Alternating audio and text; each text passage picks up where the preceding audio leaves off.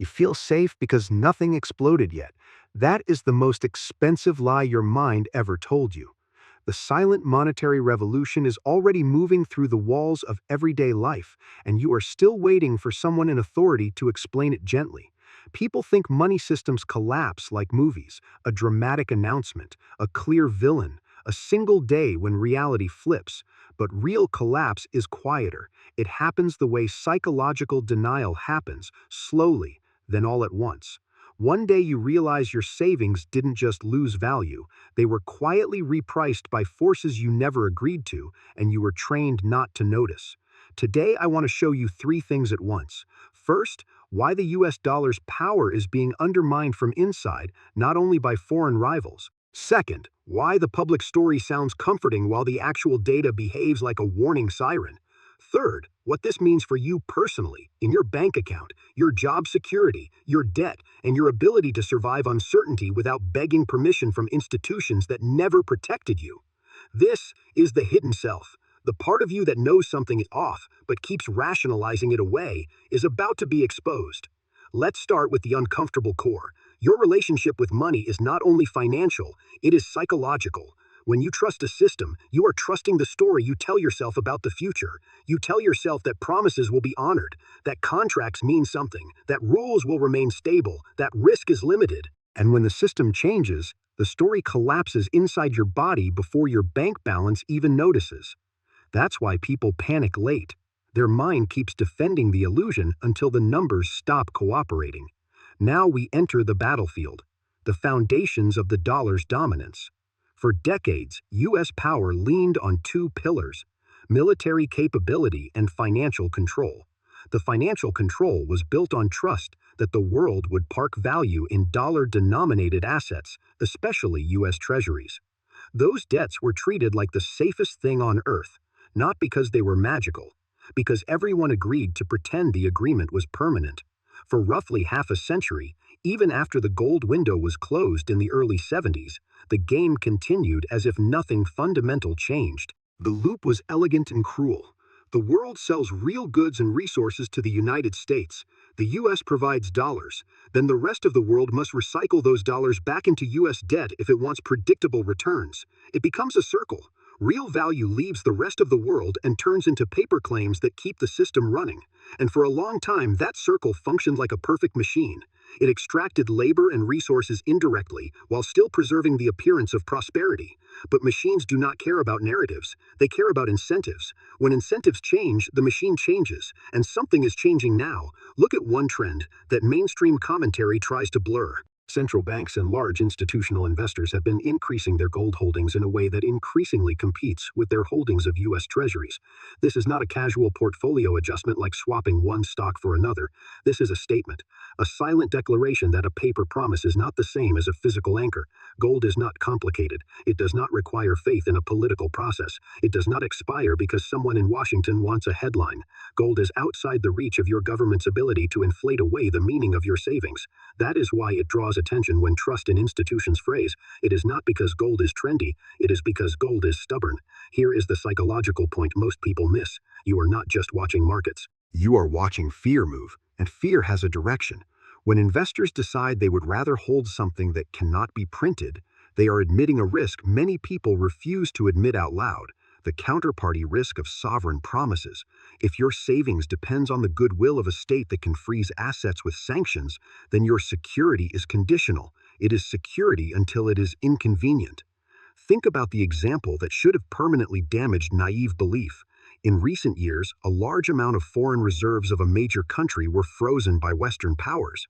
The method was not a legal argument. It was geopolitical pressure. One click, and the supposed safe asset became politically vulnerable. That moment carried a message across borders. If the United States and its allies can immobilize reserves, then reserves are not neutral. They are tools, and once you see money as a tool, you stop seeing it as a promise. That is when the hidden calculation begins in other countries. They start asking the question nobody wants to say in polite company: what if we need our reserves when we are under threat? What if holding dollars becomes a liability instead of an asset? What if trust becomes a hostage situation? So they buy gold, not as decoration, not as a hobby, as defense, as an insurance plan against systemic behavior that punishes those who depend too heavily on one political bloc. Now let's go one layer deeper, because the dollar story is not only about gold, it's also about who holds the debt and how that changes. There is a shift that markets feel before media admits it. The proportion of U.S. treasuries held by foreign investors has been sliding over the years. The public narrative tries to focus on growth and competitiveness, but the hidden pattern is different. It resembles a slow retreat. Imagine a company that needs constant outside money to keep operating. For years, a particular group of investors kept providing capital, taking returns, and quietly stabilizing the share price. But then you notice they begin selling, not in a panic. In a patient, continuous way. They reduce exposure over time. They shrink their commitment. They take their money home. That is what it resembles when foreign ownership of U.S. debt decreases. And when foreign capital becomes less willing, domestic institutions must absorb more. Who buys what is sold? Often the answer is not the world. It's the machinery inside the system. Domestic financial institutions, policy-driven liquidity, and the internal generation of demand. That internal absorption is not free. It changes monetary conditions, it pressures inflation, it creates dependency on mechanisms that cannot continue forever without consequences. So when foreign interest cools, the system responds like a body in stress. It increases stimulants. It uses policy tools to maintain liquidity and keep the machine running. That is where the late-stage emperor reveals the trick. If external appetite fades, internal printing becomes more tempting. And once printing becomes the primary lifeline, the currency's purchasing power becomes the hidden victim. This is where you should stop believing the dollar is strong because authorities say it is strong. Strength is behavior, not slogans. Strength is what others voluntarily hold and what others demand. And when others diversify away from your paper, your strength becomes a performance you have to finance. Now comes the part that people get furious about, because it attacks their sense of safety. The United States does not just suffer from this, it actively manages it. The dollar's decline threatens the power that keeps the U.S. at the center of global finance. So it fights back, and it does so with tools that are not always visible from inside a comfortable country. To understand the response, we need to understand how money and geopolitics intertwine. War is not an accident in the system. It is a mechanism. Fear is a product. When conflict erupts, volatility spikes, markets freeze, capital runs toward liquidity. Where does panic money go? Often to the most liquid asset available. Historically, dollar markets and U.S. treasuries have served that role. Even when people dislike the system, they still need a place to park value while the world is on fire. So the system that profits from fear also exports conditions that produce fear. That is not a conspiracy theory. It is incentive logic. If instability increases the demand for dollar liquidity in the short term, then instability becomes financially useful. And the world has been getting unstable repeatedly because instability is profitable. Add to that the war industry pipeline. When conflict creates demand for weapons, energy disruption, and supply chain rerouting, enormous contracts are signed. Money flows to defense and energy corporations. The U.S. can sell the hardware and also sell the financing infrastructure around it. In that environment, what looks like foreign policy becomes an economic engine, but the most brutal point is what this does to everyone else. When you normalize chaos, you also normalize extraction.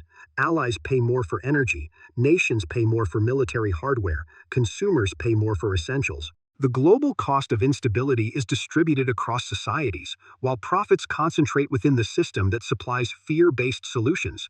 Now let's pivot to something that sounds modern and harmless but has teeth. Blockchain, crypto, stablecoins, digital tokens, central bank digital currency. Many people assume the government wants to eliminate it. That assumption is childish. Systems don't eliminate technologies that can be useful to them. Systems tame technologies, then weaponize them. What you should understand is that the U.S. financial elite does not need to destroy innovation to maintain control. It only needs to control the rails. And digital money is not only about decentralization, it is also about traceability. It is about who can see your transactions and who can block them. Stablecoins and central bank digital currency are not presented as a freedom upgrade. They are presented as efficiency. But efficiency for whom?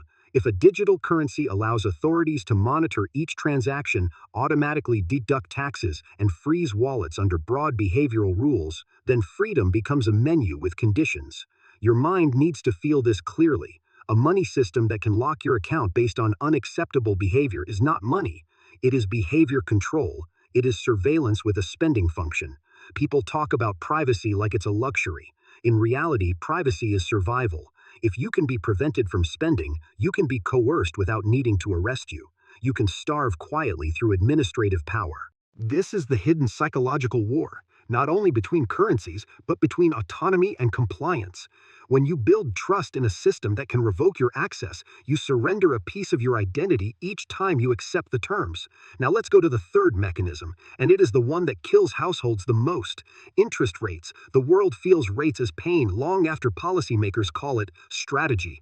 When U.S. rates stay high, the dollar strengthens. Higher yields attract global capital. Investors move money toward U.S. assets because risk becomes less risk when the return is higher and the currency is backed by liquidity. Money flows away from emerging markets and toward the center. Then emerging markets face a brutal sequence. Their currencies weaken because capital leaves. They often have debts denominated in dollars, meaning their repayment burden rises when their own currency falls. To defend currency stability, they sell foreign reserves or raise local interest rates aggressively. That crushes consumption and investment. Businesses fail. Unemployment rises. Debt becomes unpayable. It is a transfer process that looks technical on paper, but in human terms, it is a slow violence. First, wages stagnate, then basic services suffer, then the most vulnerable communities absorb the collapse, and when countries default, international institutions tied to U.S. interests step in with assistance that comes with conditions. Those conditions often involve privatization pressure, austerity, and resource extraction at unfavorable terms. This is not a one-time event. It repeats across decades in different costumes, different headlines. Same logic. Tighten financial pressure, break fragile economies, restructure them in ways that benefit the strongest creditor. And you might be thinking, this is all global. What does it have to do with me? Everything. Because global policy becomes local reality through inflation, unemployment, currency exposure, and debt stress. Your life is not a sealed room. Now imagine your average household. You might be doing fine, or you might be behind. Either way, you live with a constraint: rent, food, car payments, student loans, credit card balances, medical bills. You manage risk the way you were trained, through promises of stability and through the idea that your central bank will protect you. But when the system is destabilized by higher rates and capital flight, protection becomes conditional. That's when hidden self-sabotage shows up in ordinary people. They ignore early signs because admitting risk requires action, and action feels like loss. So they delay, they refinance at the worst time. They keep spending because they assume the crisis will pass.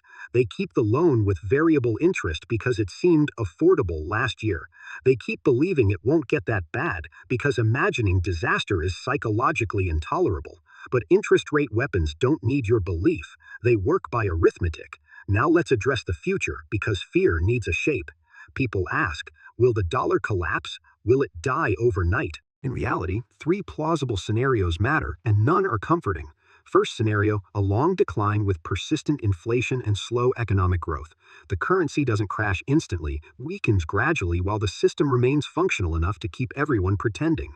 Inflation could stay higher than your old expectations. The world becomes divided into blocks, supply chains fragment, commodity prices rise when routes break, and workers pay the bill. Wages don't keep up, savings erode, people work more for less. Second scenario, a sudden financial shock. Too high rates for too long break something structural. Commercial real estate markets, government debt stress, a major bank failure. When one link snaps, liquidity freezes, markets drop hard, then governments panic. The central bank reverses course, injects emergency liquidity, then inflation returns later in a more chaotic form. The currency devalues more aggressively after the safety measures. Third scenario, a shift to a multipolar monetary order. The dollar doesn't necessarily die. It loses exclusive dominance. Other currencies share power. Trade pricing changes gradually away from USD-only conventions. Gold and commodities regain roles in settlement. This scenario can be more stable for some regions, but it is also politically resisted. Power never gives itself away peacefully. It only changes under pressure. Your hidden self job is to decide which story to believe. And the truth is, you should stop betting your future on hope. You should bet on preparedness and adaptability. Now here is where I stop talking like a macro analyst and start talking like someone who has watched individuals get crushed by avoidable mistakes. Because survival is not a belief. Survival is behavior. So let's build a survival map. Not fantasy, not ideology. Practical steps designed for the world you are walking into. The first principle is the golden principle. No, not the emotional love story about gold being a miracle. The practical principle is this. You need an anchor outside the system's printing mechanism. That means owning something physical, something you can hold, something you can store, without relying on the goodwill of an intermediary. Do not buy paper gold that you cannot verify and cannot access quickly. Don't buy certificates that turn your safety into another layer of risk. If you cannot physically take possession, then you don't own the thing you believe you own. You only own a claim. And claims are exactly what collapses when the system panics. When markets freeze, access matters. When restrictions arrive, custody matters. If your safe asset depends on a platform, that platform is a gatekeeper. Gatekeepers can shut doors. So if you decide to accumulate gold, you do it in the form that actually serves its purpose. You buy what you can secure, you store it responsibly, you treat it as insurance for your worst day, not as a trophy for your best day. Second principle, don't ignore digital assets, but do not romanticize them. Many people act like crypto is either salvation or fraud. That is too simplistic. The better view is that some technology can reduce certain friction and enable certain strategies, while governments can impose regulation that changes the game. If you explore crypto or blockchain infrastructure, you must treat it like engineering, not like religion. Understand counterparty risk, understand custody risk, understand volatility, understand how laws can shift, and how platforms can freeze accounts. The opportunity exists, but so does the trap. Your hidden self loves traps because traps feel like control. Third principle, redesign your risk portfolio. Money cash is king only when you understand liquidity, but cash is not a permanent solution in a high inflation environment. Cash can lose value steadily while you feel safe. So you need a structure that generates cash